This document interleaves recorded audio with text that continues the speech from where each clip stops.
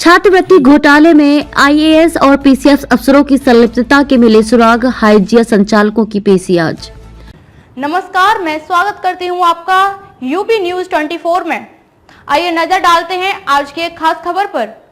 छात्रवृत्ति घोटाले में अल्पसंख्यक कल्याण, समाज कल्याण और दिव्यांग सशक्तिकरण के अधिकारियों की संलिप्तता के पुख्ता प्रमाण प्रवर्तन निदेशालय ईडी को मिले हैं।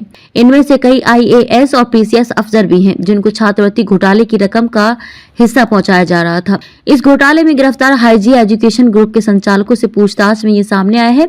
ईडी हाइजिया के दोनों संचालकों समेत तीनों आरोपितों को सोमवार को सीबीआई के विशेष न्यायाधीश अजय विक्रम सिंह की अदालत में पेश करके रिमांड अवधि बढ़ाने का अनुरोध करने जा रही है। केंद्र सरकार की तरफ से गरीबों, अल्पसंख्यकों, एससी, एसटी और दिव्यांगों को दी जाने वाली इस छात्रवृत्ति को हड़प कर मानवता को शर्मसार करने वाले कॉलेज संचालकों की करतूतों की अब ईडी ने परतें उधेड़नी शुरू की तो कई चौंकाने वाले तथ्य सामने आए। पता चला कि घोटाले की रकम का एक बड़ा हिस्सा इन विभागों के अधिकारियों की जेब में पहुंचाया जा रहा था। जांच अधिकारी रामचंद्र की तरफ से इन सभी अधिकारियों को समन भेजना शुरू कर दिया गया है। सूत्रों की माने तो ईडी के हाथ बड़े पैमाने पर मनी लॉन्ड्रिंग के सुराग भी लगे हैं, जिससे इन अधिकारियों की मुश्किलें बढ़ सकती हैं। आपको बताते चलें कि ईडी के बार बार अनुरोध करने पर भी इन विभागों के अधिकारी छात्रवृत्ति से जुड़ी जानकारियां भी नहीं दे रहे थे। रिक्शा चालक का भी खोला खाता। ईडी की जांच में सामने आया कि हाइजिया के संचालकों ने पुराने लखनऊ में रहने वाले रिक्शा चालक अजय लाल का भी बैंक खाता खोल दिया था। वह किसी छात्र को कॉलेज छोड़ने आया था, जिसके बाद उसे केंद्र सरकार की योजना का लाभ दिलाने का लालच देकर अंगूठा लगवा लिया गया। बाद में फिनो बैंक के एजेंट ने उसका बतौर छात्र खाता खोल दिया। इसी तरह लखनऊ निवासी बीपीओ कर्मी पूर्णिमा वर्मा का फर्जी दाखिला दिखाया गया।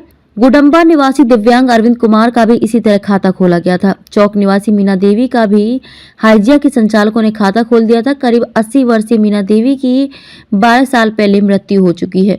हाइजिया के संचालकों से पूछताछ में उनके गुवाहाटी में निर्माणाधीन कॉलेज का पता चला है। इसके अलावा नेपाल, लखनऊ, नोएडा समेत 1 दर्जन से ज्यादा शहरों में बेशकीमती संपत्तियां होने की जानकारी मिली है। छापे के दौरान मिली संपत्तियों के दस्तावेज सामने रखकर जब ईडी के अधिकारियों ने पूछताछ की तो संचालकों ने लखनऊ की 20 से ज्यादा संपत्तियों में से 12 संपत्तियां बेनामी होने की बात कबूल ली।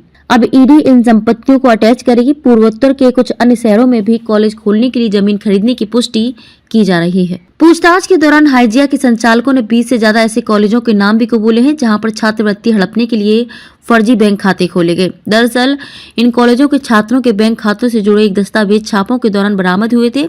जब रिमांड पर इन दस्तावेजों के बारे में पूछताछ की गई तो संचालकों ने कबूला कि उन्होंने ही इन कॉलेजों का खाता फिनो बैंक के एजेंट्स के जरिए खुलवाया था। खबरों में अब तक के लिए बस इतना ही। फिर होगी मुलाकात ऐसी ही एक खास खबर के साथ। तब तक के लिए नमस्कार और बने रहिए यूपी न्यूज 24 के साथ।